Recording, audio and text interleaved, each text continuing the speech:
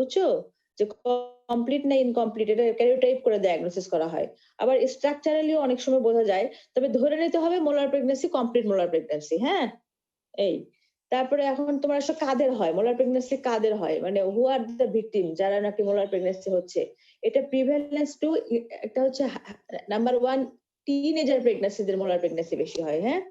Teenager pregnancy যাদের বয়স ধরো একদম টিনেজার 18, 20, 22 এরকম।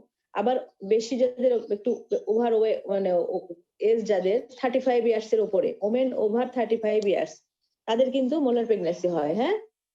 তারপরে তোমার হচ্ছে এটা রেসিয়াল ফ্যাক্টরের উপর ডিপেন্ড করে। হ্যাঁ? কিছু, কিছু রেসে মোলার প্রেগন্যান্সি বেশি হয়। আসতেছে সবাই। আচ্ছা বেশি হয় মোলার প্রেগন্যান্সি। তারপরে একটা বলে যে ডায়েটারি ইনসাফিসিয়েন্সি যেমন যদি প্রোটিন কম খাও, ইনঅ্যাডিকুয়েট প্রোটিন খায় কেউ, তারপরে তোমার ধরো যে low dietary intake of carotene associated with increase risk, হ্যাঁ? এগুলো বলে যে কিছু ডায়েটারি ফ্যাক্টর কাজ করে। আরেকটা বলে যে তোমার ইনক্রিজ অ্যাসোসিয়েশন অফ ব্লাড গ্রুপের সাথে একটা রিলেশন আছে। সেটা হলো যদি যাদের ব্লাড গ্রুপ এবি, হ্যাঁ? এবি যদি থাকে ব্লাড গ্রুপ তাদের কিন্তু মোলার প্রেগন্যান্সি হওয়ার চান্স বেশি থাকে। বুঝতে পেরেছো? আরেকটা হচ্ছে তোমার এই মোলার প্রেগন্যান্সি ক্রোমোজোম যেটা কমপ্লিট টাইপটা এটা কিন্তু 46 এক্সএস ক্যারিওটাইপ এবং এটা মা থেকে আসে। বুঝছো? 85% কেসেসে এটা মোলার প্রেগন্যান্সির মানে মোলার ক্রোমোজোম যেটা সেটা ড্রাইভ করে ফ্রম মা থেকে না সরি এটা ফাদার থেকে আসে। ফ্রম ফাদার থেকে আসে। বুঝতে পারছো? এই একটা। আরেকটা তোমার হলো মোটামুটি মোলার প্রেগন্যান্সি এরকমই প্রিভিয়াস হিস্ট্রি যদি একটা কোনো কারো যে মোলার প্রেগন্যান্সি হয়েছে এরকম। তাহলে ইনক্রিজ একটা টিনেজার এজ, তারপরে ইনক্রিজ এজ, তারপরে তোমার faulty nutrition, inadequate protein intake, low dietary intake of carotene, হ্যাঁ? তারপরে হচ্ছে কোনো রেসিয়াল ফ্যাক্টর ডিপেন্ড করে। ব্লাড গ্রুপ যদি এবি হয়, তারপর তোমার হলো যদি তোমার previous history of molar pregnancy থাকে, এইসব ক্ষেত্রে কিন্তু চান্স কিন্তু আবার 1 to 4% রিকারেন্স চার্জ। একবার মোলার প্রেগন্যান্সি হলে আবার কিন্তু হওয়ার চান্স 1 to 4% এরকম। তাহলে আমরা পড়লাম যে কাদের মোলার প্রেগন্যান্সি হতে পারে। এ পর্যন্ত বোঝা গেছে? জি ম্যাম। আচ্ছা, কথা বলো অন্যরা সবাই কেমন আছে? সবাই ভালো আছে তো? সবার সাথে তো কথা বলতে পারছি না। কাকন কই? হ্যালো কাকন, ঘুমাই গেছো নাকি? ওয়ালাইকুম আসসালাম। তুমি কি অন করে ঘুমাইছো নাকি? না না ম্যাম, শুনছি। সবাই সবাই জেগে থেকে সুন্দর করে শোনো। আচ্ছা আমি তাহলে এ পর্যন্ত গেলাম যে মোলার প্রেগন্যান্সি বা হেরিডিটারি ফর্ম মোলটা কি, কমপ্লিট ইনকমপ্লিট টু টাইপ, এখানে কি হচ্ছে, প্রলিফারেটিভ ডিজেনারেটিভ চেঞ্জ হচ্ছে ইন দা কোরিয়ানিক ভিলাই, সেগুলোতে resulting in the cyst formation তৈরি হয়ে যাচ্ছে, সিস্ট কতগুলো ভেসিকল তৈরি হয়ে যাচ্ছে, হ্যাঁ? এবং এটা একটা ক্রাইটেরিয়া আছে যে এটা benign neoplasm but have to with malignant potential মানে হওয়ার ক্ষমতা রাখে এরা। তারপরে এরা কাদের হচ্ছে আমরা বলে নিলাম যে এই ক্রাইটেরিয়া পিপলদের এটা হচ্ছে। তারপরে আসলে একটা প্যাথোলজি অফ হেরিডিটিফর্ম মোল যেটা আমরা মানে কি হচ্ছে প্যাথোলজি সেটা ছোট্ট একটু জানা উচিত তোমাদের। এটা মানে প্রিন্সিপালি ডিজিজ অফ এটা হচ্ছে এটা মানে প্লাসেন্টার। তোমাদের কি মনে হচ্ছে কোত্থেকে হচ্ছে? প্লাসেন্টা থেকে হচ্ছে না? মা? ম্যাম, জি ম্যাম। হ্যাঁ, প্লাসেন্টা থেকে। তো আমরা বলতে পারি it's a disease of Korean. তো কোরিয়নের একটা ডিজিজ এবং এখানে আল্টিমেটলি ওই যে বলছে the proliferative degenerative changes resulting in the fluid of formation of fluid. সেই ফ্লুইডটা ইন্টারস্টিশিয়াল ফ্লুইড আরকি। এটা অলমোস্ট অ্যাসাইটিক অথবা ইডিমাটাস ফ্লুইডের মতো। এবং এই ফ্লুইডের ভিতরে সরি হাসি। এর ভিতরে একটু এইচসিজি কি হাই পরিমাণ হাই কোয়ান্টিটি এইচসিজি থাকবে। এই ভেসিকুলার ফ্লুইড গুলোর মধ্যে হাই কোয়ান্টিটি অফ এইচসিজি থাকবে। হুম, হিউম্যান কোরিয়নিক গনাডোট্রপিক হরমোনের পরিমাণ অনেক বেশি থাকবে। ঠিক আছে? আচ্ছা। তারপরে এটা দেখতে কেমন হবে? দেখতে তুমি যদি খালি চোখে দেখো, দেখা যাবে দেয়ার ইজ নো এমব্রিও বা এমনিওটিক স্যাক এগুলো কিছুই পাবা না কিন্তু। আর মাইক্রোস্কোপে যদি দেখো তাহলে তুমি দেখবা যে আমাদের প্লাসেন্টা দুটো লেয়ার থাকে না? সিনসাইশিয়াস ট্রোপোব্লাস্ট আর সাইটোট্রোপোব্লাস্ট ওই দুটার মার্ক প্রলিফারেশন হয়। মাইক্রোস্কোপিক্যালি যদি দেখো ছোট, ছোট করে যদি জানতে চাও এইটুকু। মাইক্রোস্কোপিক্যালি দেখবা সিনসাইশিয়া ট্রোপোপ্লাস্ট এবং সাইটোট্রোপোপ্লাস্টের মার্ক প্রলিফারেশন হয় ভিলাস প্যাটার্ন গুলো কিন্তু মেইনটেইনড হয়। বুঝতে পারছো? এরা কিন্তু নষ্ট হয় না। বাট এমব্রিও আর স্যাক কিন্তু থাকছে না। আর তোমার ভিলাস প্যাটার্ন গুলো ঠিকই মেইনটেইন হচ্ছে এখানে। কেননা সার্কুলেশন আসতেছে তো, তাই না? এই। আর মানে আরেকটা কি হয় প্যাথোলজি, আরেকটা কি হয় ওভারিতে কিছু চেঞ্জ হয়। ওভারিতে চেঞ্জ কেন হবে? বলো তো ওভারিতে চেঞ্জ কেন হবে? যেহেতু এইসিজি প্রোডাকশন হচ্ছে বড়, বড় থিকার লুটিন সিস্ট তৈরি হবে ওভারিতে। হ্যাঁ? এবং এই থিকার লুটিন সিস্ট ২ পাশে ২ ওভারিতে বড়, বড় থিকার লুটিন সিস্ট ডেভেলপ করবে। এবং এই লুটিন সিস্ট গুলোর মধ্যেও কিন্তু এই হিউম্যান ক্রনিক গনাডোট্রপিন হরমোন থাকবে, এস্ট্রোজেন প্রজেস্টেরনও থাকবে। এ হলো প্যাথোলজি অফ হাইড্রেটিভ হরমোন। প্যাথোলজি গেল কিন্তু। হুম? আচ্ছা এখন আসো তোমার কেমনে তুমি ডায়াগনোসিস করবা যে এটা মোলার প্রেগন্যান্সি নাকি এটার সাথে তো আমরা অনেক কিছু কনফিউশন করতে পারি, তাই না? অ্যাবর্শন কনফিউশন করতে পারি, একটোপিক প্রেগন্যান্সি কনফিউশন করতে পারি। ঠিক না? তখন আমরা কিভাবে বুঝবো যে এটা মোলার প্রেগন্যান্সি? কি হবে তখন আমরা হিস্ট্রি নিব।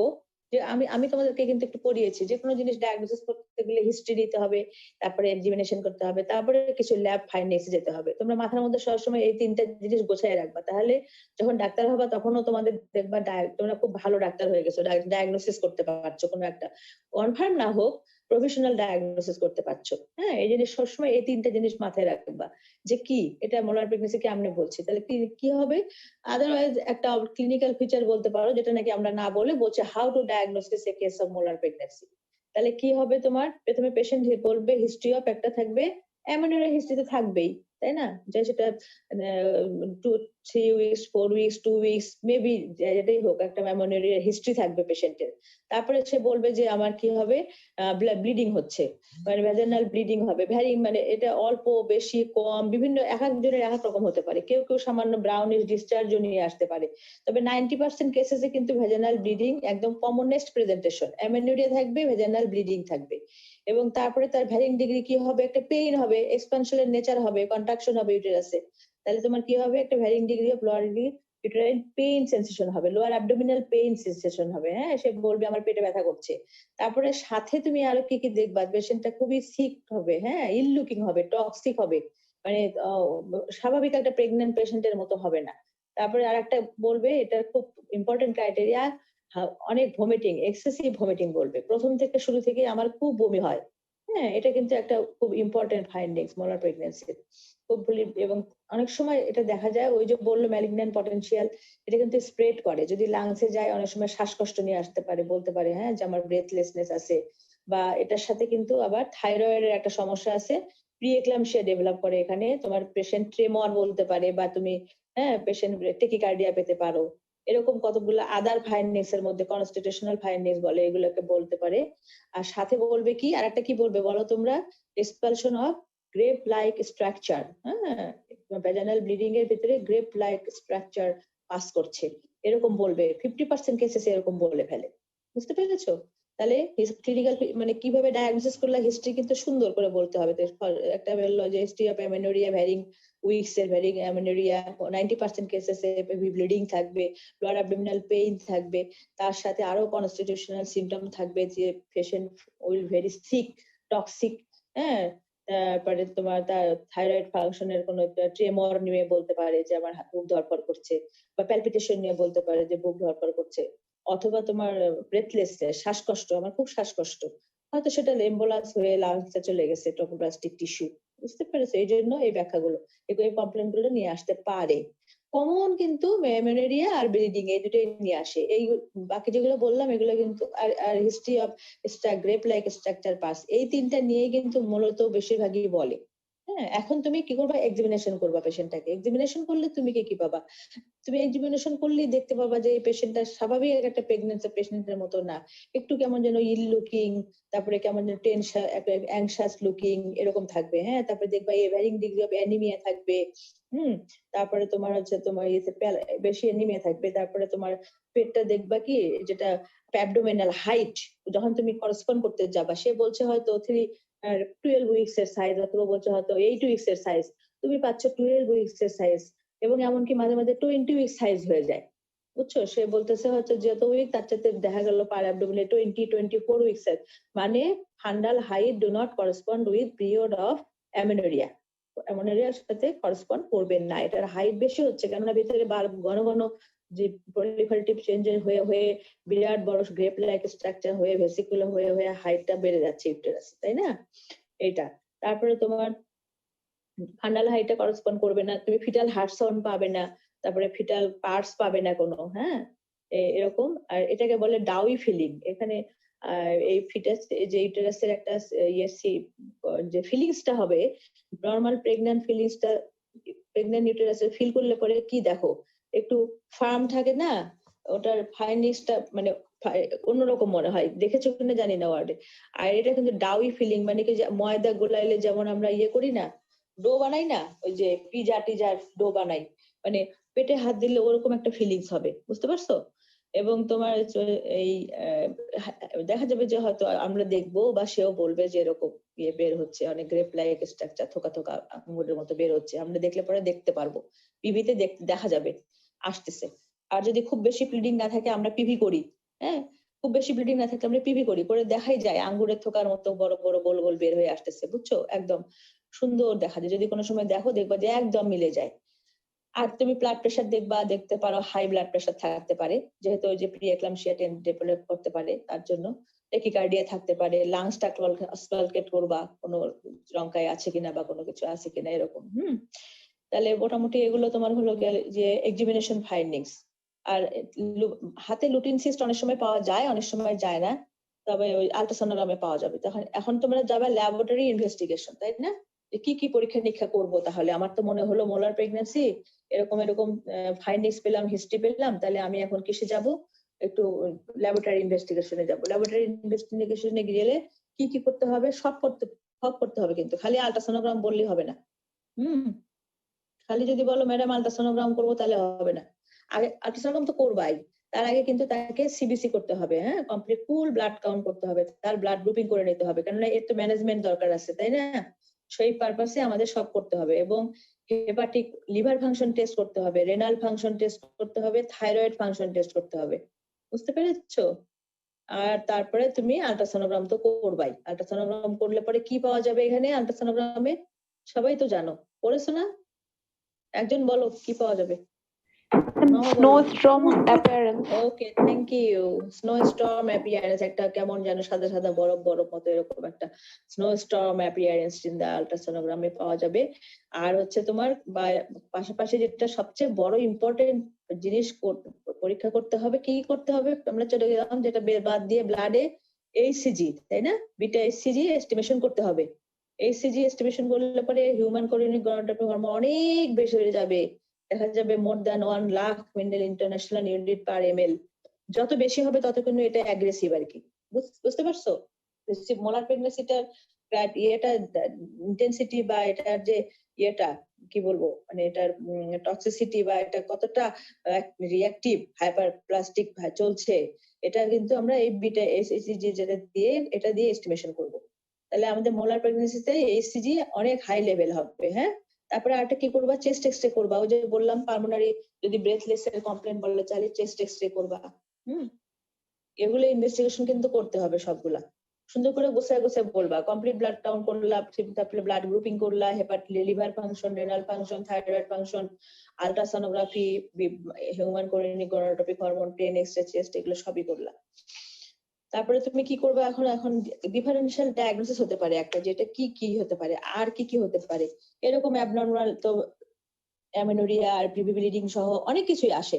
তো মাথায় কি কি আসতে পারে? একটা ইনকমপ্লিট অ্যাবর্শন আসতে পারে, আর কি আসতে পারে? কি আসতে পারে? একটোপিক প্রেগন্যান্সি আসতে পারে, তাই না? আর কি আসবে? আর কি আসবে? একটা ফাইব্রয়েড বা ওভারিয়ান টিউমারের সাথে প্রেগন্যান্সি নিয়েও আসতে পারে, বা মাথায় রাখতে হবে, কেননা এত বড় একটা পেট, তারপরে তার এরকম অ্যামেনোরিয়া হয়ে রয়েছে, তার তো এরকম হতেই পারে। কিন্তু ওই যে সেগুলো দিয়ে ডিফারেন্সিয়াল ডায়াগনোসিস এর পয়েন্ট দিয়ে তোমাকে ডিফারেন্সিয়েট করতে হবে, যে ওইখানে এটা থাকবে না, এখানে এটা থাকবে না, এভাবে বুঝছো? সেটা অবশ্য মাল্টিপল প্রেগন্যান্সি হতে পারে, এখানে অনেক বমি করে পেশেন্ট, বলে বমি করে, হ্যাঁ, অনেক প্রেশার ডেভেলপ করে, পিইটি হয়ে যায়, তারপরে হ্যাঁ এরকম মাল্টিপল প্রেগন্যান্সি এটা হতে পারে। তাহলে তোমার এগুলো আসলে ডিফারেন্সিয়াল ডায়াগনোসিস, একটা হচ্ছে সেটেন্ড অ্যাবর্শনও বলতে পারো, ইনকমপ্লিট অ্যাবর্শনও বলতে পারো, ফাইব্রয়েড আর ওভারিয়ান টিউমার উইথ প্রেগন্যান্সি সেটাও বলতে পারো, মাল্টিপল প্রেগন্যান্সি সেটাও বলতে পারো। ঠিক আছে, এই গেল তোমার ডিফারেন্সিয়াল ডায়াগনোসিস। এখন আসো what are the complication of molar pregnancy. একটা মোলার প্রেগন্যান্সি হলে তার কি কি হতে পারে? কি কি হতে পারে বলো, খুবই ইম্পর্টেন্ট এটা, ধরে পরীক্ষার সময়। আমাকে পরীক্ষার সময় সুলতানা রাজিয়া ম্যাডাম একটা অনেক সিনিয়র ম্যাডাম, আমাদেরই অনেক সিনিয়র, তোমরা নাম শুনছো কিনা জানি না, যার নাম শুনছো সুলতানা রাজিয়া ম্যাডাম, উনি প্রফেসর সুলতানা রাজিয়া ম্যাডাম এখন স্কোয়ারে আছে।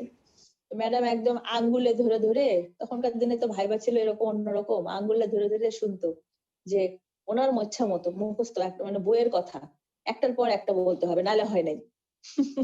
বুঝছো বুঝছো মামা, এরকম। তো এখন জি তোমার এরকম ছিল। তো মানে পছন্দ করতো যারা, যেমন আমি এখন মুখস্থ বলতে পারতাম, তো তো ঠিক বইয়ের মধ্যে যা যা লেখা আছে, যার পরে যা লেখা আছে তাই বলতাম, কোনোটাই আকাশেরটা নিচে আর নিচেরটা আকাশে এরকম বলতাম না, বা নিচেরটা মধ্যেও আকাশেরটা মধ্যে এরকম বলতাম না, বুঝছো। সব ম্যাডামের কাছে কমপ্লিকেশন বা সাইড এফেক্ট বা ডিডি সব যে যা সাজানো থাকে আমি সাজানো গুলোই বলতাম, ম্যাডাম খুব খুশি হতো। তো যাই হোক, এটা প্রথমে এই জন্য আমার এটা খুব ভালো লাগে পড়তে চ্যাপ্টারটা। হেমোরেজ, হেমোরেজ হতে পারে, খুব ব্লিডিং নিয়ে আসবে পেশেন্ট, হ্যাঁ এত বেশি ব্লিডিং নিয়ে আসবে যে শকে চলে যেতে পারে, হেমোরেজ, শক। তারপরে কি হতে পারে, তার ইনফেকশন হয়ে যেতে পারে, তারপরে তার পারফোরেশন হয়ে যেতে পারে। এমন পারফোরেশন ব্যাপারটাও চিন্তা করো কত মানে কঠিন একটা বিষয়, যে এত প্রলিফারেশন হয়েছে, মার্ক প্রলিফারেশন, যে এই পারফোরেশন হয়ে ম্যাসিভ ইন্ট্রাপেরিটোনিয়াল হেমোরেজ মানে অ্যাকিউট অ্যাবডোমেন তৈরি করে ফেলছে এরকম, হ্যাঁ। হেমোরেজ, শক, ইনফেকশন, পারফোরেশন, তারপরে প্রি এক্লামশিয়া হতে পারে, তো আগেই বললাম। আর একটা হচ্ছে অ্যাকিউট পালমোনারি ইনসাফিসিয়েন্সি, মানে একটা এম্বোলিজম হয়ে যে তার ট্রোপোপ্লাস্টিক টিস্যু পালমোনারি ভেসেলে ঢুকে যে একটা অ্যাকিউট পালমোনারি ইনসাফিসিয়েন্সি ডেভেলপ করতে পারে। তারপরে তার আরো হতে পারে ডিআইসি, কোয়াগুলেশন ফেইলিউর ডেভেলপ করতে পারে, হ্যাঁ। তারপরে তার আর কি হতে পারে, লেট কমপ্লিকেশন, যেটা কোরিওকার্সিনোমা ফলোইং হাইড্রেটিফর্ম মোল, এটা হচ্ছে কত পার্সেন্ট, 2 to 10% কেসেসে কিন্তু হয়ে যেতে পারে। ওই যে বললাম ম্যালিগন্যান্ট পটেনশিয়াল আছে মোলার প্রেগন্যান্সির, তাহলে 2 to 10% কেসেসে কিন্তু এগুলো হতে পারে। তাহলে কমপ্লিকেশন সোজা তোমাদের মুখস্থ হয়ে যাওয়ার কথা এখনই, haemorrhage, shock, infection, perforation, pre-eclampsia, acute pulmonary insufficiency, coagulation failure, আর হচ্ছে ম্যালিগন্যান্ট চেঞ্জ, কোরিওকার্সিনোমা। কোরিওকার্সিনোমা এটা হাইড্রেটিফর্ম মোলার থেকে প্রেগন্যান্সি থেকে হতে পারে 2 to 10% কেসেসে। আচ্ছা, এখন বলো যে এখন কয়েকটা কথা বলি যে কারা কারা খুব হাই রিস্ক প্রেগন্যান্সি, এখানে কতগুলো মানে পেশেন্ট হাই রিস্ক প্রোফাইল, তারা কিন্তু প্রোফাইল হাই রিস্ক, যাদের পেশেন্ট যদি বেশি হয় at or more than 40 অথবা below 20, এটা হচ্ছে একটা এজ এর মধ্যে ইম্পর্টেন্ট কথা, at or more than 40 অথবা below 20। আর একটা হচ্ছে প্যারিটে যদি at or more than 3 হয়, তিনটা বেশি বাচ্চা হয় যদি, বুঝছো, তাদের কিন্তু মোলার হওয়ার চান্স বেশি, বেশি বাচ্চা কাচ্চা নেওয়া যাবে না। এটা হচ্ছে। আর এইসিজি লেভেল এস্টিমেশন করে তুমি দেখলা যে মোর দ্যান 1 লাখ মিলি ইন্টারন্যাশনাল ইউনিট পার ml, তাহলে কিন্তু তোমার হাই রিস্ক প্রেগন্যান্সি। এগুলো আমি এই কথাগুলো বলছি, এগুলো কিন্তু তোমরা সুন্দর করে মানে আবার পড়ে নেবে, বুঝছো, পয়েন্ট গুলো দিয়ে বলে দিচ্ছি, পড়ে নেবে সুন্দর করে। তাহলে বয়সের কথা বললাম, প্যারিটির কথা বললাম, হিউম্যান কোরনিক গোনাডোট্রপির কথা বললাম, সাইজ অফ দ্য ইউটেরাসের কথা আসো, এটা যদি মোর দ্যান 20 উইক সাইজ হয় তাহলে কিন্তু এটা তারা হাই রিস্ক প্রেগন্যান্সি। এবার এটা পরে আমি আসবো যে কেন এই কথাগুলো বলছি, যে হাই রিস্ক প্রেগন্যান্সি কারা এবং তাদের জন্য কি করতে হবে, এই কথাটা আমি পরে বলতেছি তোমাদেরকে ম্যানেজমেন্টের সময়। আরেকটা হচ্ছে previous history of molar pregnancy, যদি আগে মোলার প্রেগন্যান্সির কোনো হিস্ট্রি থাকে তার কিন্তু চান্স আছে 1 to 4%, আমি বলেছি তোমাদের মনে আছে কিনা। আরটা হচ্ছে থিকা লুটিন সিস্ট, ওই যে দুই পাশে যে ওভারিতে সিস্ট হয়, এই থিকা লুটিন সিস্ট যদি 6 সেন্টিমিটারের বড় হয়, মোর দেন 6 সেন্টিমিটারের বেশি হয়, তাহলে কিন্তু এই প্রোফাইলের যারা পেশেন্ট তা আমরা ফলো আপ করে বের করবো, তাই না। তাহলে এদের কিন্তু এরা মানে হাই রিস্ক পেশেন্টস, হ্যাঁ। রিগার্ডিং ম্যানেজমেন্ট এই কথাগুলো ইম্পর্টেন্ট জন্য আমি বললাম, এখনই বলে ফেললাম। আচ্ছা, এখন আসো কি করবা, ম্যানেজমেন্ট কি হবে, ম্যানেজমেন্ট দু রকমের হবে, একটা জেনারেল ম্যানেজমেন্ট আর স্পেসিফিক ম্যানেজমেন্ট, তাই না।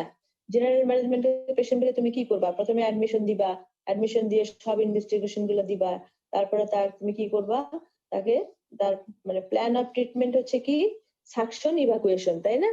সাকশন ইভাকুয়েশন, এটাই তো method of treatment, choice of treatment, suction evacuation. তাহলে তুমি সাকশন ইভাকুয়েশন করার আগে পেশেন্টকে তো রেডি করে নিতে হবে, ফুল ব্লাড কাউন্ট, সেই এক্সরে চেস্ট, সেই liver function test, thyroid function test, হ্যাঁ, এটা হিউম্যান কোরিনিক গোনাডোট্রপি হরমোন লেভেল, ইসিজি, একটা ইসিজিও করে নিবা।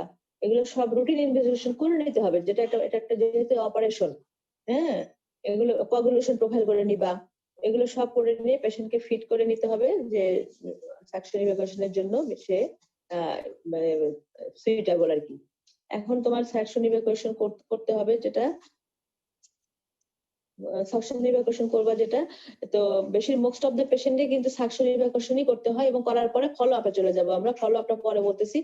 একদম রেয়ার কেসে থাকে কতগুলো, যেমন সাকশন করতে যে খুব বেশি ব্লিডিং হচ্ছে অথবা পেশেন্টের এজ 40 অথবা 40 বেশি হয়ে গেছে, হ্যাঁ ফ্যামিলি কমপ্লিট করে ফেলছে, হ্যাঁ আনকন্ট্রোলেবল হেমোরেজ হচ্ছে, তখন তোমার কি করতে হবে? সেক্ষেত্রে তোমাকে ডিসিশন নিয়ে নিতে হবে যে হিস্টেকটমি করে দেওয়ার।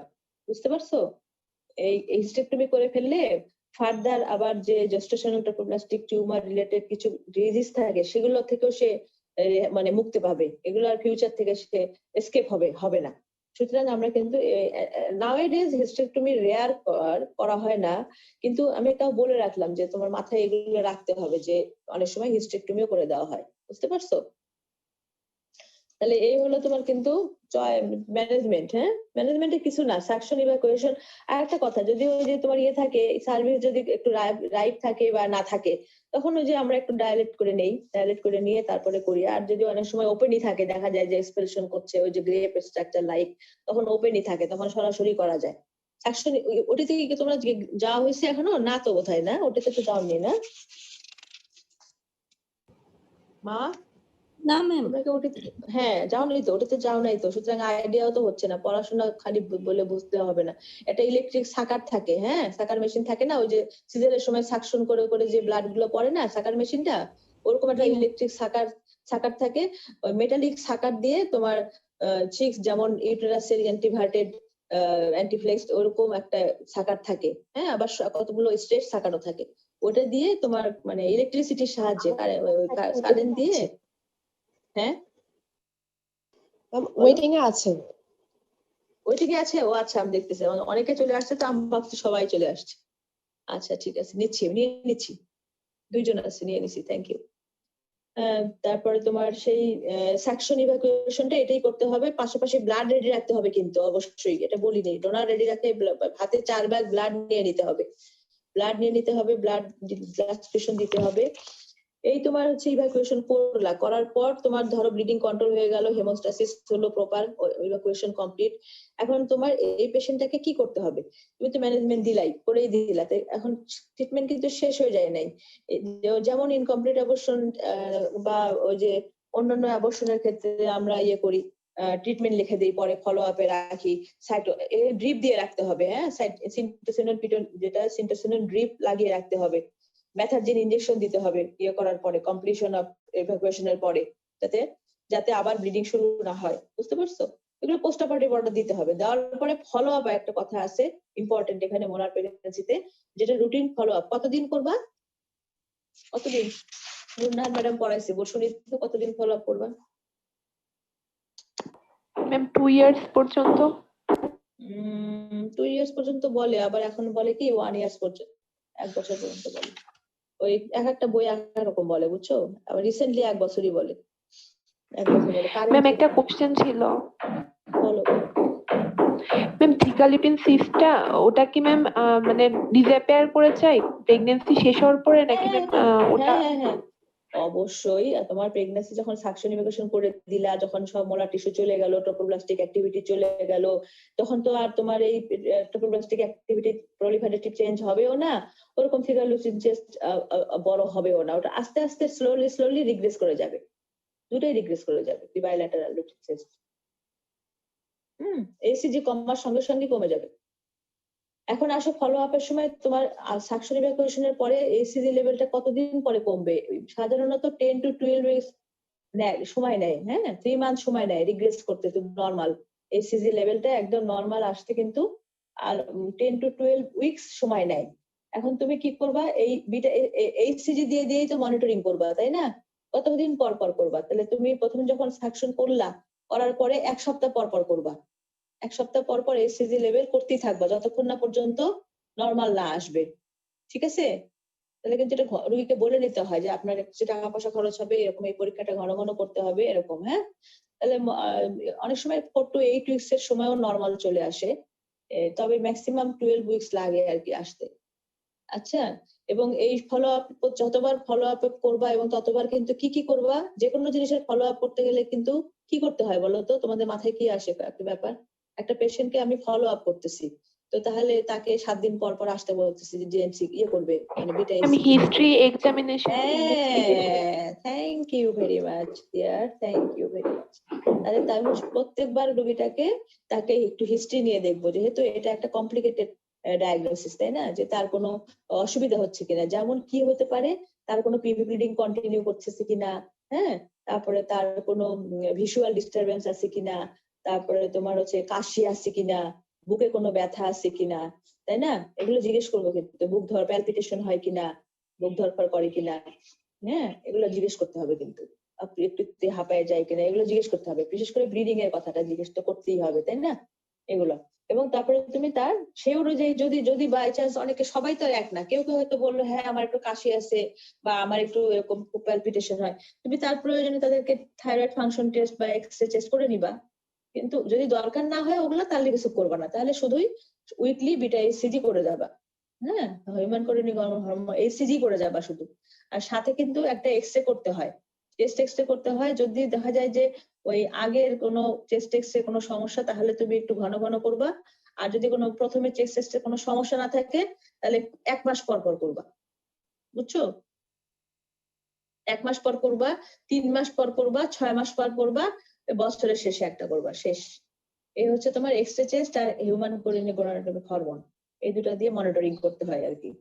আর প্রোফাইল কিছু, আমি যে প্রথমে বললাম যে হাই রিস্ক, মানে কতজন আছে পেশেন্ট, এনারা হলেন হাই রিস্ক গ্রুপ, তাদের কথাটা প্রথমেই বলে নিয়েছি এই জন্য যে আমি ম্যানেজমেন্টের ক্ষেত্রে বলবো, আমরা ম্যানেজমেন্টে কতগুলো প্রোফাইল্যাক্টিক কথা, মানে কেমোথেরাপি বলে একটা কথা আছে, তোমরা জানো যে এখানে কেমোথেরাপির একটা রোল আছে কিন্তু মোলার প্রেগন্যান্সিতে, যেটা নাকি কোরিওকার্সিনোমায় আমরা দেই, কিন্তু মোলার প্রেগন্যান্সিতেও প্রোফাইল্যাক্টিক, হ্যাঁ, কেমোথেরাপি, প্রোফাইল্যাক্টিক মানে তো বুঝোই, প্রোফাইল্যাক্টিক কেমোথেরাপি মানে নিরোধক যাতে না হয় কোনো কিছু, সেজন্য কেমোথেরাপি দেওয়া হয়, এবং এটা দেওয়া হয় কিন্তু অনেক পেশেন্টেরই, মানে আমরা দিতে চাই, সব পেশেন্টেরই দিব না, দিব ওই সেই রিস্ক পেশেন্ট গুলা, যেগুলোর কথা আমি বললাম, কি বলে আসছিলাম মনে আছে? এর যদি যদি হ্যাঁ, ও এর যদি 45 বা এরকম বেশি হয়, প্যারিটি বেশি হয়, এইচসিজি হাই এইচসিজি লেভেল যদি হয়, মোর দ্যান 20 হয়, এরকম যদি হয়, বিশেষ করে মানে এখন যেটা একদম মানে আমরা ফুলফিল করব ক্রাইটেরিয়া কিসের উপরে, কয়েকটা ক্রাইটেরিয়া আছে, আর বিশেষ করে if the hCG level falls to become, hCG নিয়েই কতগুলো কথা, if the hCG level falls to become normal by, হ্যাঁ, 12 উইকস অফ প্রেগন্যান্সির মধ্যে যদি না নর্মালে আসে, অথবা 12 উইকের মধ্যে দেয়ার ইজ, আবার তোমার রিএলিভেশন হলো, দেখা গেল 4 সপ্তাহ পরেই, 8 সপ্তাহ পরেই আবার রিএলিভেশন হলো, আবার হাই হয়ে গেল, তারপরে তোমার দেখা গেল যে নর্মালে চলে আসছে, কিন্তু তুমি আবার দেখলা যে আবার তোমার হাই হয়ে গেছে, বুঝতে পারছো? তাহলে তোমার এই কথাগুলো ইম্পর্টেন্ট। পোস্ট ইভাকুয়েশনে যদি দেখা যায় যে ট্রপোব্লাস্টিক অ্যাক্টিভিটি থাকছেই, ওটাই ইন্ডিকেট করে যে এই জন্য এইচসিজি লেভেলটা বাড়ছে, হ্যাঁ। আর এটা হচ্ছে তোমার যদি দেখা যায় পেশেন্টের ফলো আপটা ঠিক মতো আসতে পারবে না, ওই গ্রামে ফরিদগঞ্জে থাকে বা ওই সুশান্ত দুর্গাপুরে থাকে, আসতে পারবে না, ফলো আপটা তোমার ইয়ে হবে না, ঠিক মতো নিতে পারবে না, সেই সব কেসগুলো কিন্তু জাস্টিফাই করতে হবে। আর যদি মনে করো যে এভিডেন্স অফ মেটাস্টাসিস, যে একটু মেটাস্টাসিসের এভিডেন্স আছে, তার কাশি টাশি আছে, হ্যাঁ, বা তার ধরো যে লাং কমপ্লিকেশন আছে, এই ধরনের যদি দেখো, হ্যাঁ, সেক্ষেত্রে সব ক্ষেত্রে প্রোফাইল্যাক্টিক কেমোথেরাপি কিন্তু দিয়ে দিতে হবে। এবং প্রোফাইল্যাক্টিক কেমোথেরাপি আমরা কি দিব, ড্রাগের নাম জানো নিশ্চয়ই, মেথোট্রেক্সেট। মেথোট্রেক্সেট ডোজ কত দিব, 1 milligram per kg per day IV, অথবা আইএম, দুটোই দিতে পারো, 1 milligram per kg per day IV or IM. এটা হচ্ছে বিয়োগ মানে এই 1, 3, 5, 7 জানো নিশ্চয়ই, 1, 3, 5, 7 ডেতে আমরা এটা দিব। আর অল্টারনেট ডে মাঝখানে যেটা 2, 4, 6, 8, তখন দিব folinic acid 0.1 milligram per KG, ওটা আইএম দিব, ঠিক আছে? অসুবিধা হচ্ছে?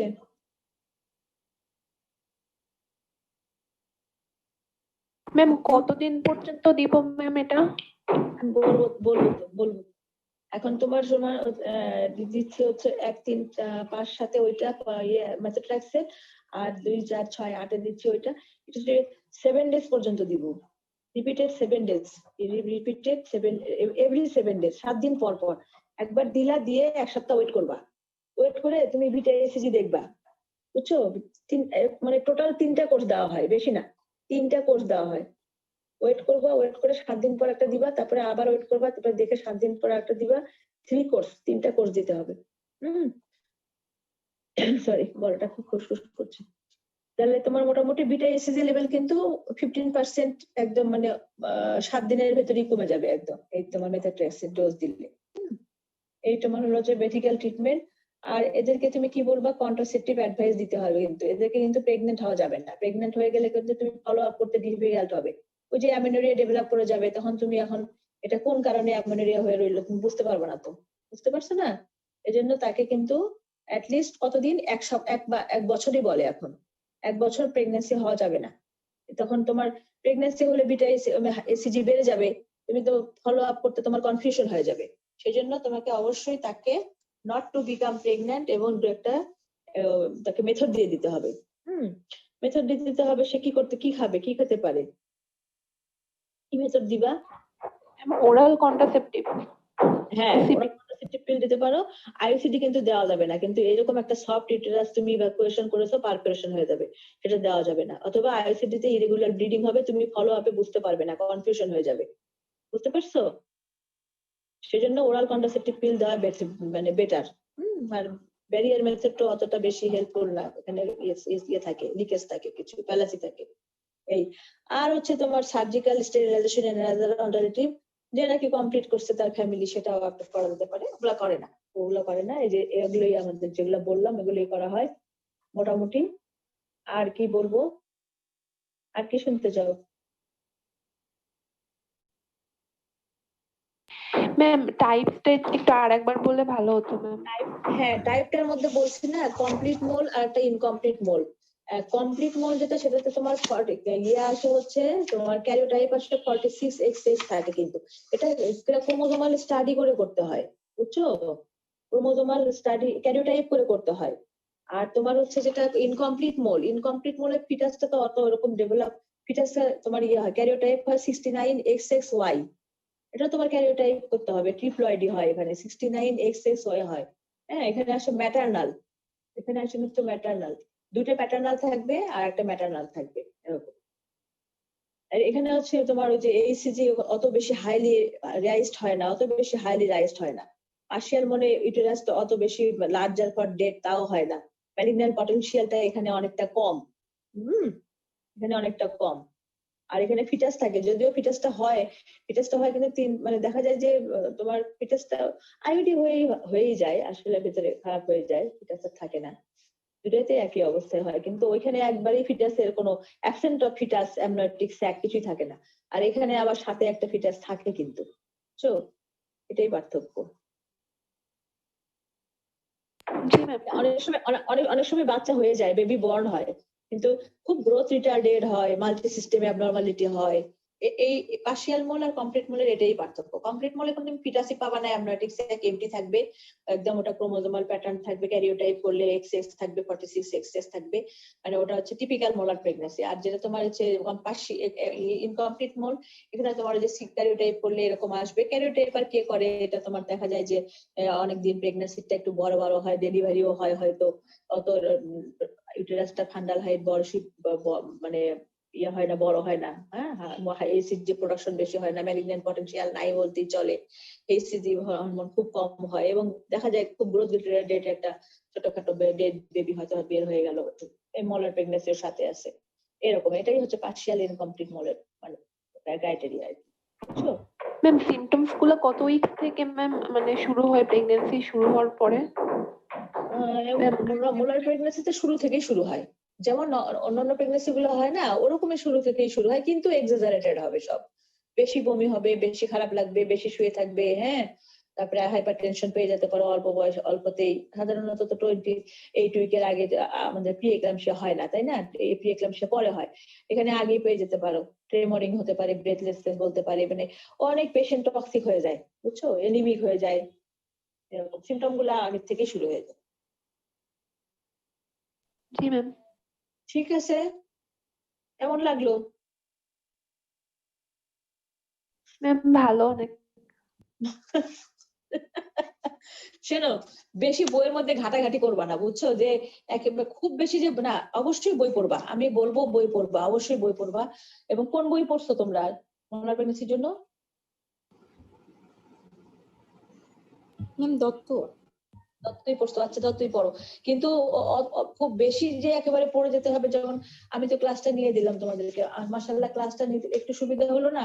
যে খুব ছোট ছোট করে মনে রাখবা, মোলার প্রেগন্যান্সি কি, কাদের হচ্ছে, হাই রিস্ক কারা, কি দিচ্ছি আমরা ট্রিটমেন্ট করতে যাই, কি কি ইনভেস্টিগেশন করছি আমরা ম্যানেজ করার সময়, হ্যাঁ ফাইন্ডিংসে কি কি পেলাম, আর এটা থেকে কতখানি কার্সিনোমা হয়, কোরিও কার্সিনোমা হয়, হ্যাঁ আর কোনটা থেকে হয় না। এবারে জাস্ট এই ছোট ছোট জিনিসগুলো মনে রাখলেই হবে, বুঝছো? খুব বেশি ওরিড হওয়ার দরকার নাই। মা পার্সেন্টেজ গুলো দিয়ে দিও, আমি এখন অফিসে চলে যাব, বুঝছো? সবাই জি ভালো ম্যাম। থেকো, সবাই আমার জন্য দোয়া করো, দেখা হোক তাড়াতাড়ি, সবাই ভালো থাকি আমরা, হ্যাঁ? Thank you ma'am. আসসালামু আলাইকুম ম্যাম। সবাইকে আমার ইয়ে দিয়ে শুভেচ্ছা দিয়ে দিও, আর সবাই আমার, সবার সালাম আমি নিলাম, ঠিক আছে? ওকে।